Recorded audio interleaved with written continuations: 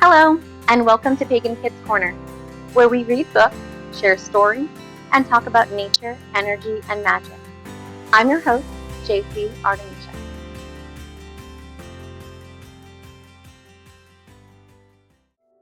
The winter solstice is one of the most magical nights of the year.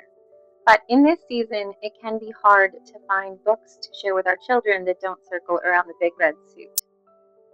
So if you're looking to bring some magic back to your hearth this Yuletide, you are in the right place. Today, I'm going to share my top 10 Yule book list for kids. I have everything from ancient Norse tales to modern witchy adventures. And the best part is I have paired each book with a simple hands-on activity to help your family start and grow your winter solstice tradition. Check the description for a link to my blog to find summary information and links for all of these books, plus a few more. Let's get started. The Return of the Light, 12 Tales from Around the World for the Winter Solstice by Carolyn McVicker Edwards. For this book, we're going to do a 12 Days of Light countdown garland. You'll just need some paper, scissors, and some string. Cut out 12 circle discs from your paper, and each night, after reading one of the 12 tales to your children, have them write down the name of the culture the story came from and one word that summarizes the theme of the story, like warmth or kindness or hope. When they're done writing, poke a hole through the center of the disc and then string it onto your string or ribbon, and by the end of the 12th night, you will have a complete sun garland to hang in your home and welcome back the light. A Pagan Book of Holidays, Children's Poems for Prayer and Practice by J.C. Artemisha. For the Yule poem in this book, we're going to make an evergreen blessing jar. You will need a mason jar or some other kind of vessel, some seasonal greenery, and some paper and writing tools. To start, have the kids fill up your jar with your seasonal greenery to represent the life that stays green even in the dead of winter.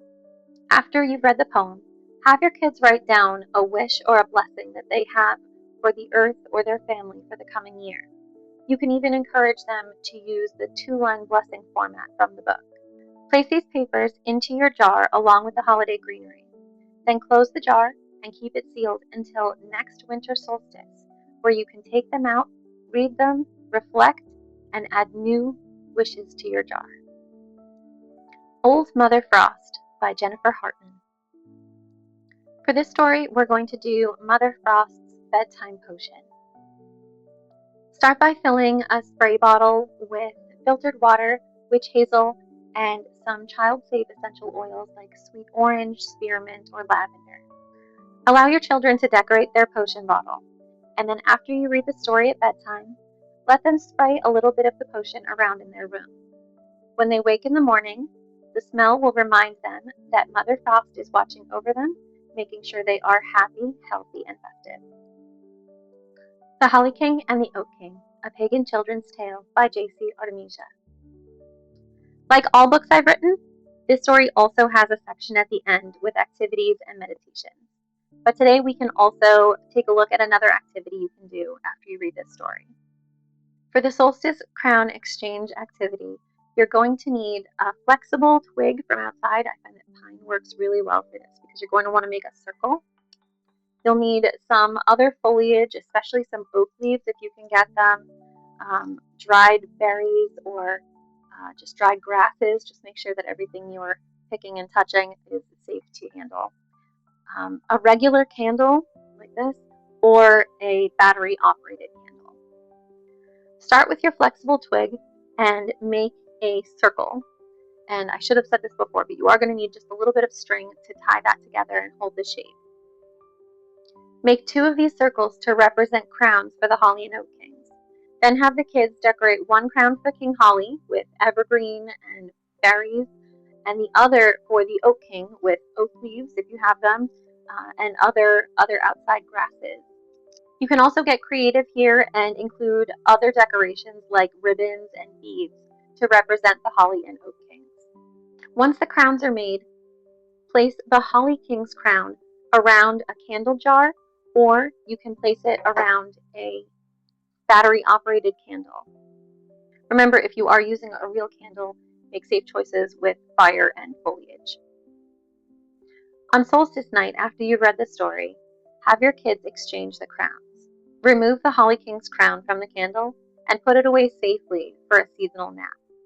Then replace it with the Oak King's crown for his reign over the sun. Merry Witchmas, A Magical Christmas Tale by Petrel Osbey and Tess Labella. For this book, we're going to do a simple broom ornament activity. You can start by gathering small twigs from outside to bind together into a broom, or you can get a ready-made broom, like one of these cinnamon brooms from most craft stores. You'll also need a small bit of paper and any other decorations that the kids want to include, like ribbons, bells, or beads. Have the kids decorate their brooms, and then on the small bit of paper, write down a wish or a blessing, just like the little witch in the book did, and attach that to the broom. You can then hang the brooms. If you have a tree in your home for the season, you can hang your broom on the tree, or you can hang it by the front door and welcome in the light for the new year. Elsie and Puka, Stories of the Sabbaths and Seasons, Winter, by Laura Craig Gaddis. For this book, we're going to do a shadow and light sun catcher activity. The materials you need include drawing paper, wax paper, a canning jar rim, colored tissue paper or dried flower petals, and also some glue and string. Have your kids rip little pieces of colorful tissue paper or place their flower petals onto the wax paper using glue to hold them in place. This should make a stained glass looking effect, which is what we're going for. Once their stained glass design is complete, draw and cut out a small black cat to represent Puka and put that into the middle of the stained glass design. String up the stained glass ornament and hang it in front of a window that catches the most solstice sunlight. The Solstice Badger by Robin McFadden. For this book, we're going to do a sleeping badger lantern activity. You're going to need some drawing paper and tools, a glass jar, clean glass jar, colorful tissue paper, Mod Podge, and a battery-operated candle. Start by drawing and cutting out the shape of our solstice badger. We're going to use our puka from earlier for this example. Glue that to the inside of your clean jar. When that's done, have your kids rip small pieces of the colorful tissue paper and decorate the outside of the jar using Mod Podge to adhere the tissue paper to the glass. When the Mod Podge has dried, put the battery candle inside the lantern to create a beautiful glow that shows the sleeping badger's silhouette as he dreams warm and safe.